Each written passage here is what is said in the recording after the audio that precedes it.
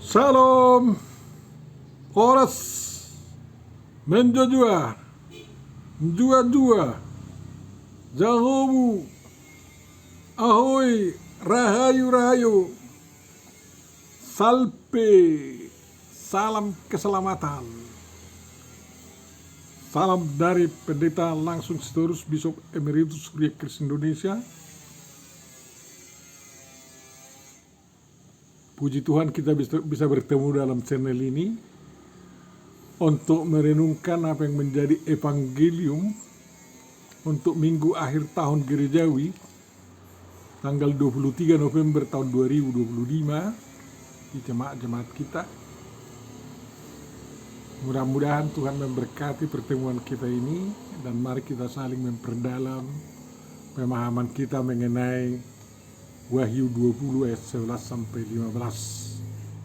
Silakan subscribe bagi yang mau, tonton sampai akhir sehingga dapat dipahami, dan bagikan kepada kawan-kawan agar mereka dapat berkat juga.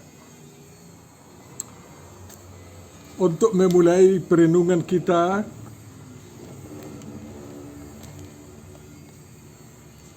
mari kita terima penyertaan dari Tuhan kita sebagaimana dikatakan oleh Paulus dalam suratnya kepada jemaat Kolose.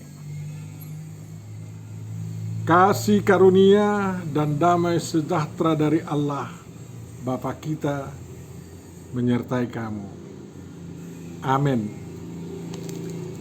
Firman yang akan kita renungkan Bapak Ibu Saudaraku yang terkasih ditentukan dari Kitab Wahyu pasal 20 ayat 11 sampai 15. Kita baca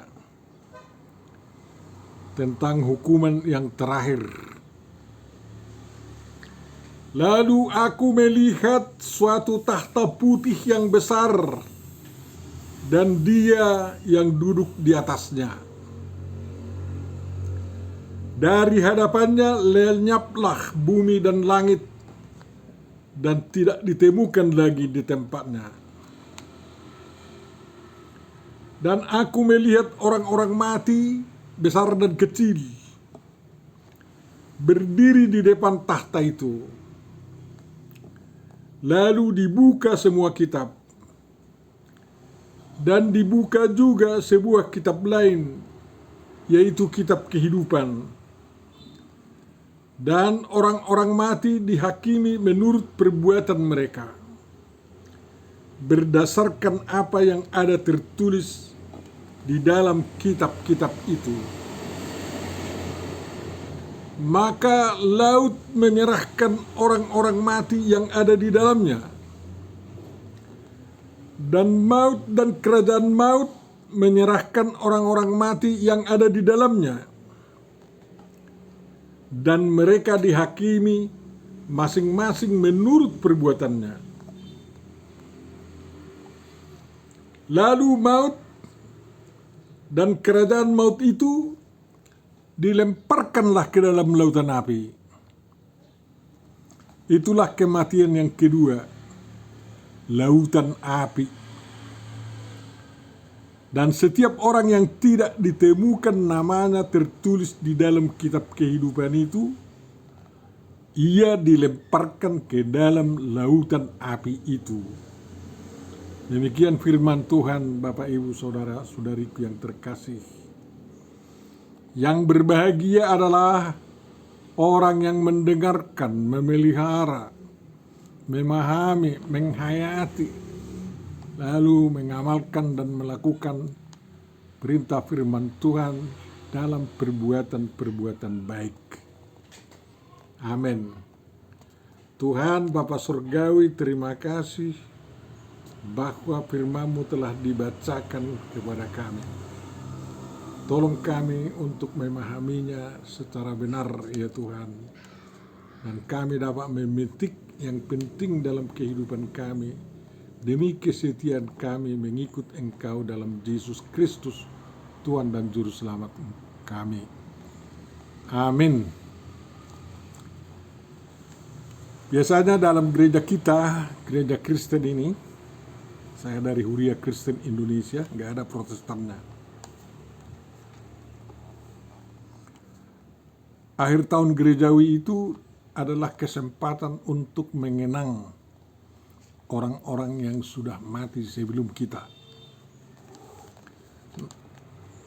Yang mati dalam 1 tahun gerejawi dibacakan di warta jemaat, ya.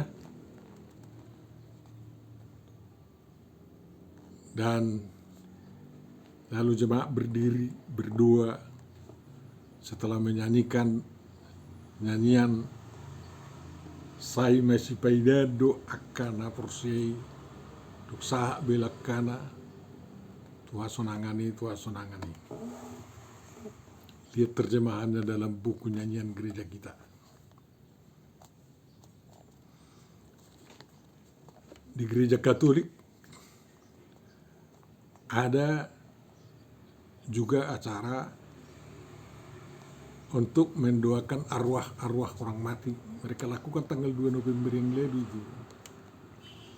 Pastor pergi membawa air suci ke makam-makam warga jemaat Katolik.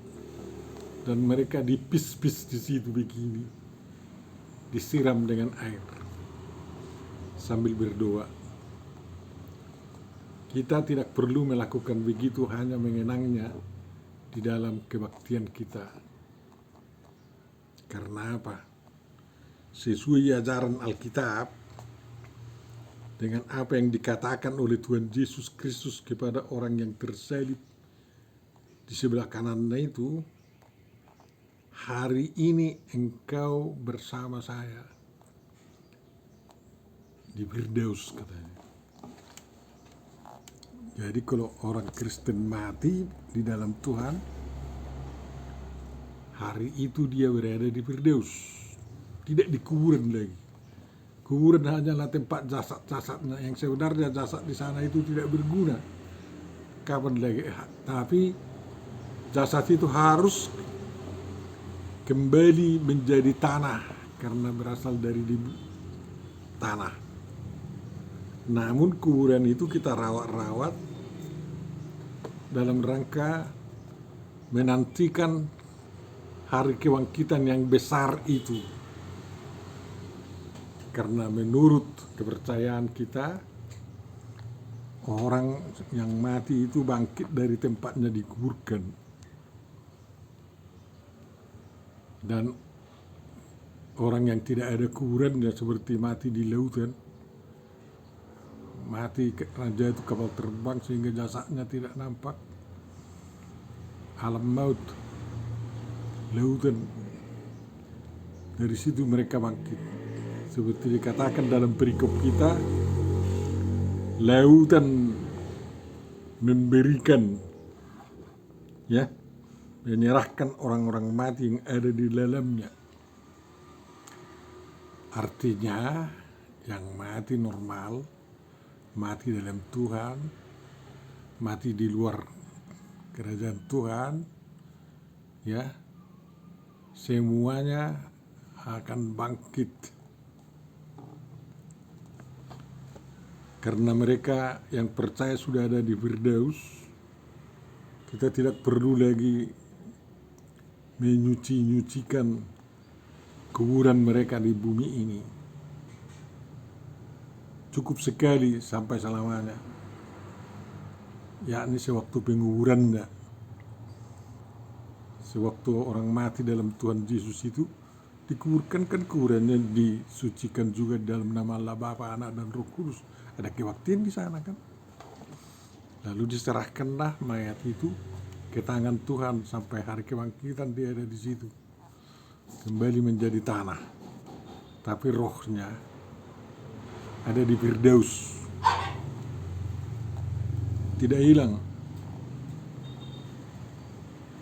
Jadi biar kita jangan goyah dalam iman kita. Kita yang Kristen ini lebih Katolik dari orang Katolik karena setia kepada Alkitab.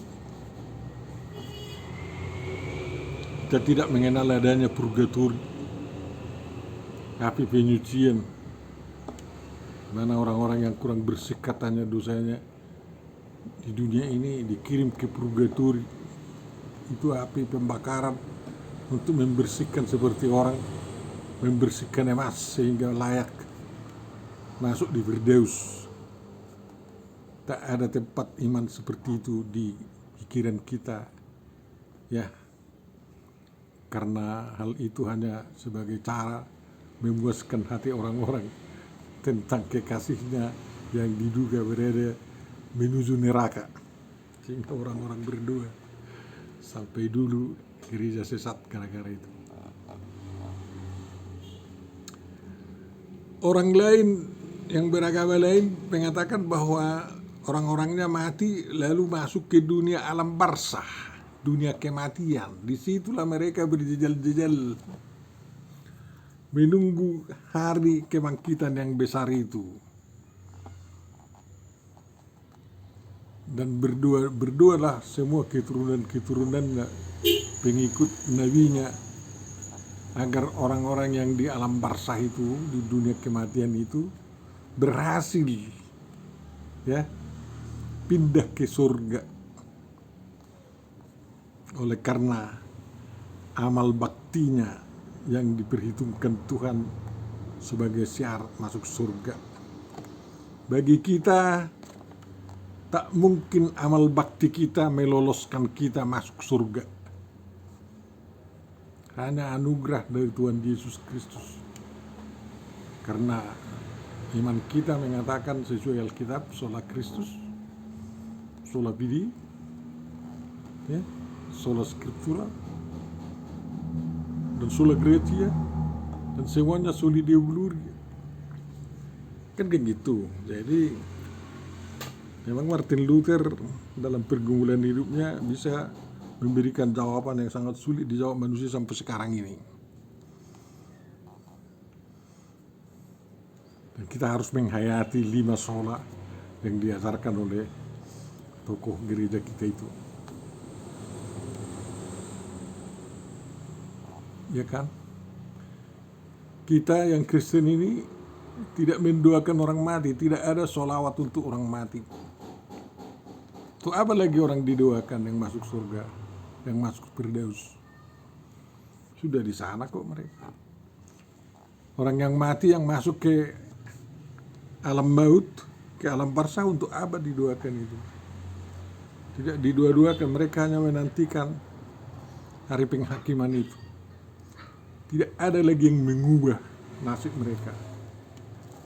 Kalau bisa seperti ajaran mereka, kalau lebih banyak amal baik daripada amal jelek, daripada dosa-dosa, jadi masuk surga, ya suka-sukanya lah ke surga itu, ya. Tapi dari sejarah manusia yang ada, tidak ada yang berhasil amal manusia membuat dia lolos masuk surga, pintunya terbuka bagi dia, ya. Jadi tidak ada konsep siratul mustaqim sama kita kan, jembatan masuk surga, enggak ada. Hanya ucapan Tuhan Yesus, hari ini engkau bersama saya di Firdaus, selesai. Kalau kita berdosa, ya, dan kalau kita datang kepada Tuhan Yesus mengaku dosa kita dan minta pengampunan dosa, apa yang dikatakan Tuhan Yesus? Aku mengampuni dosamu karena kau percaya. Jadi semua anugerah kita itu kita sambut dengan fide, dengan iman. Sama seperti dikatakan Tuhan Yesus, imanmu menyelamatkan engkau, kata Tuhan Yesus kan, sama orang-orang sakit, sama orang berdosa itu. Berlaku juga sama kita begitu. Iman kita itu menyambut keselamatan yang dari Tuhan, ya. Jadi makanya Tuhan Yesus mengatakan, marilah kepadaku yang letih lesu, pikulah kuk yang kuembankan kepadamu, karena kuk yang kuembankan kepadamu ringan, tidak berat. Untuk mencari pengampunan dosa kau tidak perlu ziarah-ziarah ke ujung bumi. Tidak perlu kau menjilat-jilat batu.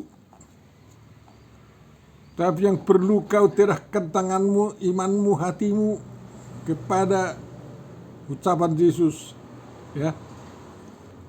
Walaupun dosamu merah seperti kirmizi, akan putih seperti kapas kubikin, katanya. Ya kan? Jadi mudah sekali menjadi Kristen. Dan itu tidak ajaran sesat. Itu ajaran yang benar. Sebagai tanda bahwa Tuhan kita itu Maha Kasih, kan. Tuhan tidak pernah mempersulit orang masuk surga asal orang itu mau. Makanya kalau orang tidak mau masuk kerajaan Tuhan Yesus Kristus, Tuhan Yesus mengatakan lebih mudah masuk gajah ke lubang jarum daripada dia yang tidak mau ini. Ya. Yang waktu itu dikatakan orang kaya. Banyak orang kaya yang mau juga, ya. Daripada orang yang tidak mau ini masuk ke lubang itu. Masuk ke dalam kerajaan surga. Mengapa lebih mudah gajah masuk ke lubang jarum? Bisa rupanya lubang jarum. Bagi Tuhan adanya jarumnya lebih besar lubangnya daripada gajah itu. Ya masuk aja liwat. Kalau jarumnya, lubang jarumnya sebesar rumah ini, kan gajah itu masuk aja. Asal mau. Kalau tidak mau, walaupun dibikin lubang jarumnya sebesar dunia ini, sebesar stadion, toh juga tidak mau, itu nggak mau dia. Jadi sangat mudah meraih surga kalau bersama Tuhan Yesus Kristus. Kalau mau percaya kepada Tuhan Yesus Kristus. Ya. Kita mengaku bahwa Tuhan Yesus telah duduk di tahta di surga, seperti dinubuatkan oleh Daniel, ya, di pasal 7 ayat 14. Duduk di tahta itu. Tahtanya tahta putih. Ya. Kudus dan suci. Tidak ada kekotoran di sana. Tuhan Yesus yang duduk di sana. Ya, dan akan datang dari sana untuk menghakimi orang yang hidup dan yang mati. Jadi kita percaya ada penghakiman terakhir, seperti tema daripada perlindungan kita hari ini. Ada penghakiman yang terakhir. Makanya hidup kita berguna untuk berjuang agar kita masuk. Ya. Jangan berlomba untuk masuk neraka. Untuk apa itu? Tapi berlomba untuk masuk surga, bagus. Nama surga itu kita kenal dua di Alkitab kita, Firdaus dan Uranus, Paradiso dan surga. Ya. Apakah Firdaus itu surga? Itu bagian dari situ mereka itu. Tahap pertama kita masuk Firdaus. Kalau sudah mati masuk Firdaus. Roh kita tuh berada di sana. Ada kapling kita ditidakkan Tuhan Yesus di sana. Makanya dalam adat Batak ada adat mopo, masuk ke rumah yang tidak ditukangi oleh orang mati itu. Itu sebagai pertanda bahwa orang mati masuk ke rumahnya di tempat yang disediakan oleh Tuhan Yesus Kristus sejak matinya. Diserahkan sepenuhnya. Ya kan? Baru jasadnya diserahkan untuk perlindungan di kuburannya, kan kayak gitu. Jadi dia akan datang dari sana, Tuhan Yesus datang dari sana menghakimi, ya. Bukan hanya orang Kristen yang mengaku itu, agama lain pun mengakui bahwa Yesus itu adalah hakim terakhir untuk menentukan manusia masuk surga. Kalau nanti hari kebangkitan itu datang, ya, semua roh yang ada di Firdaus mendapat tubuh kemuliaan. Itulah kebangkitan itu. Menghadap penghakiman terakhir di hadapan Tuhan. Bagaimana dengan orang-orang yang di alam barzakh, di dunia kematian? Bangkit juga, tapi mendapat tubuh kehinaan, tidak bisa lagi berbarui. Ya. Sehingga mudah aja dipilah-pilah mereka itu, ya, semudah besi berani memilah unsur besi dari pasir-pasir. Bagi Tuhan tidak sulit itu. Jadi semua yang mati itu, yang mati dulu dari sejak Adam, termasuk Adam di sana. Entah berapa triliun sekarang manusia itu sejak Adam, nggak tahu lagi kita. Tapi tidak ada yang hilang itu. Semua tertulis dalam buku itu. Ya, semua tertulis dalam buku Tuhan. Buku Tuhan kita itu, yang saya katakan ada banyak buku di sini. Satu buku kehidupan. Lebih hebat daripada Google mencatat semua. Ya, lebih hebat dari teknologi sekarang yang sudah mau menyimpan data manusia. Ini mungkin 5 miliar nanti dalam data itu ada. Tapi di buku Tuhan itu, baik buku orang yang akan masuk ke neraka dan buku orang yang masuk surga, tercatat semua di sana. Berapalah sulitnya itu bagi Tuhan kan? Mungkin tebalnya buku itu hanya sebesar HP ini aja, ya, karena kita yakin Tuhan punya teknologi yang lebih canggih daripada teknologi kita yang sekarang ini. Jadi semua yang dari laut, dari udara, dari mana muncul semua itu, ya, yang mati normal, mati dalam Tuhan Yesus, mati menyangkal Yesus, muncul semua itu. Tidak ada lagi ngomel-ngomel, yang ada adalah bahwa orang benar, orang yang mengaku Tuhan Yesus Kristus Tuhannya dan menyambut keselamatan dari Tuhan Yesus Kristus, masuk Uranus, masuk surga. Itulah kehidupan kekal itu, yang saya kekal-kekalnya. Ya, tidak ada kematian kedua lagi di situ. Tapi orang yang dalam alam barzah ini, dari dunia kematian ini, walaupun didua-duakan sampai penuh bumi ini duanya, walaupun 2 miliar manusia mendoakan seseorang, itu tak berguna. Bangun dan kau sudah terlalu banyak kau menyesatkan, karena kau bilang ajaranmu benar, padahal bagiku yang benar. Karena menyangkal saya kalian, kata Tuhan Yesus kan. Ukuran kebenaran ajaran adalah tidak menyangkal Yesus Kristus dan karya keselamatannya yang diberikannya. Tapi tunduk kepada Tuhan Yesus Kristus, mengaku Dia sebagai Raja, Anak Allah, Juru Selamat dunia, yang menganugerahkan kehidupan kekal, dan Hakim. Menjalankan bukan hanya syariat agama yang dijalankan, tapi syariat Kristus itu hukum kasih. Itu yang dijalankan dengan konsisten, ya, masuk surga. Orang yang mati dalam Tuhan itu, ya. Tapi lautan api katanya itu tempatnya orang-orang kematian itu, ke sana dilemparkan. Mungkin lebih banyak apalah itu ya, lautan api ya. Apa bikin menyala apinya? Hanya minyak kah? Ya, biar bisa menyala apinya? Enggak. Matahari bisa menyala sampai sekarang kok. Bukan minyak bumi yang menyalakan, nuklir. Coba bayangkan orang-orang yang dilemparkan ke lautan api itu mergelok-gelok di situ. Ya. Kalau terus langsung jadi mati ya mati. Ini enggak disiksa di situ. Makanya disitulah terjadi kertakan gigi apa semua. Ya, seperti orang kaya yang jatuh ke Gehenna itu. Kata Abraham, tolonglah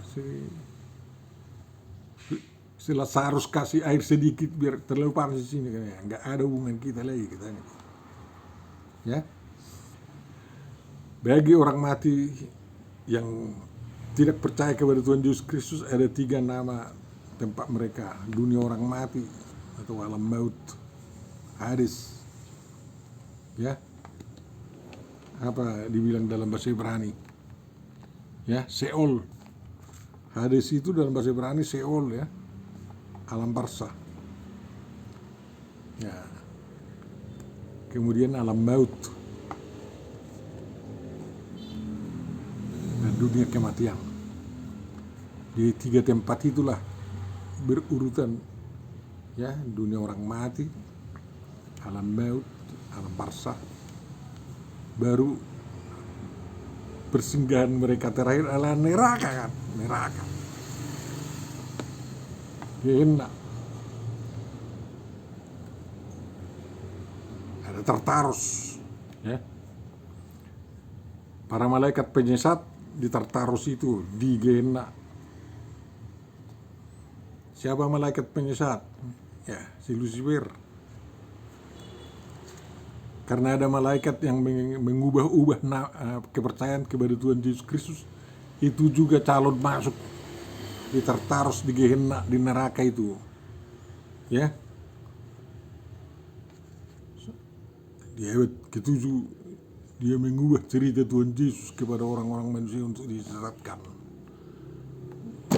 Jadi bukan hanya Lucifer lagi malaikat yang menyesatkan, ada juga malaikat yang lain.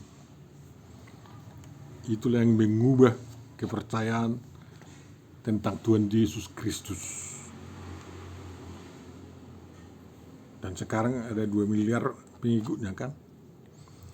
Jadi saudara, kami sedih kalau ada bagian dari keluarga kami, memang dari bagian dari bangsa kami yang akhir hidupnya adalah di dunia orang mati, kemudian ke alam maut, lalu ke Gehenna, ke neraka.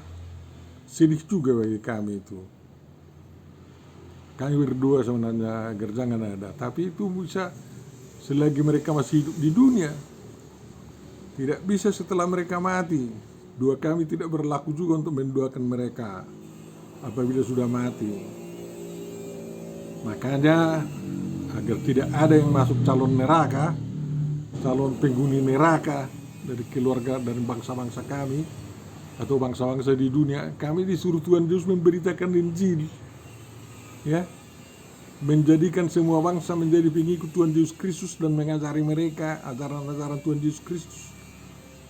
Karena tidak sulit ajaran Tuhan Yesus, kasihilah Tuhan Allah dengan segenap hatimu, kasihilah sesamamu seperti dirimu sendiri, kasihi musuhmu, kan kayak gitu. Dan lakukan penjabaran kasih itu kepada semua orang. Itu yang baik, dan itu yang menyertai umat Tuhan, ya. Dimanapun kita berada, tidak perlu kita atur-atur harus gini, harus gini, harus gini, harus gini, harus gini. Tidak begitu. Otomatis terjadi hal-hal yang baik kalau kita jalankan hukum kasih itu. Berpakaian pun jadi baik walaupun tidak berjilbab, kan kayak gitu. Makanya orang Kristen meninggalkan pakaian dinasnya yang diaturkan oleh gereja dulu, tidak mau lagi berjilbab, tapi sopan, karena kasih itu adalah sopan, tidak mempermalukan kan, dan tidak pamer kemaluan, kan kayak gitu. Lalu Tuhan kan bangga Tuhan melihat kita begitu. Kalau kita memuliakan namanya, mengagungkan Dia, lalu sesama kita juga adalah orang-orang yang mulia di hadapan kita, makanya otomatis kita akan hormat, ya, sopan, beradab, manusiawi, tidak melanggar hak-hak asasi manusia, ya, melakukan kewajiban manusia, kan kayak gitu. Tuhan menyertai kita dalam rangka mengingat orang-orang mati kita, orang-orang yang mati dalam Tuhan itu, ya, dalam akhir tahun gerejawi ini. Dan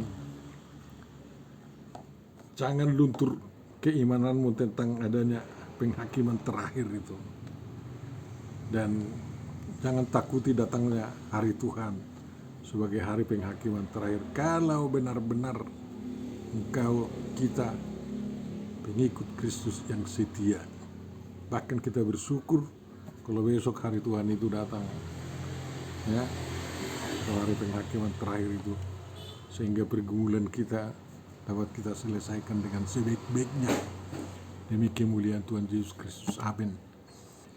Tuhan Bapa Surgawi, terima kasih atas renungan yang sampai kepada kami. Mudah-mudahan kami tertolong dengan perenungan ini untuk terus berjalan dalam keimanan yang setia kepada-Mu sesuai dengan ajaran Alkitab. Datanglah ya Tuhan, datanglah ya Tuhan Yesus Kristus. Umat-Mu sudah terlalu lama menunggu kedatangan-Mu kedua kali, karena dunia yang baru harus Kau ciptakan lagi demi kemuliaan nama-Mu. Dunia kami sudah semakin rusak Tuhan. Hanya Kau yang dapat bertindak untuk menyelamatkan umat-Mu, menyelamatkan orang-orang yang percaya kepada-Mu, dan menghukum orang-orang yang durhaka terhadap-Mu. Terima kasih Bapa. Dengarkan dan kabulkan doa kami ini di dalam Yesus Kristus Tuhan kami. Anugerah dari Tuhan kita Yesus Kristus, kasih setia Allah Bapa, dan persekutuan Roh Kudus menyertai dan memberkati kita semua. Amin.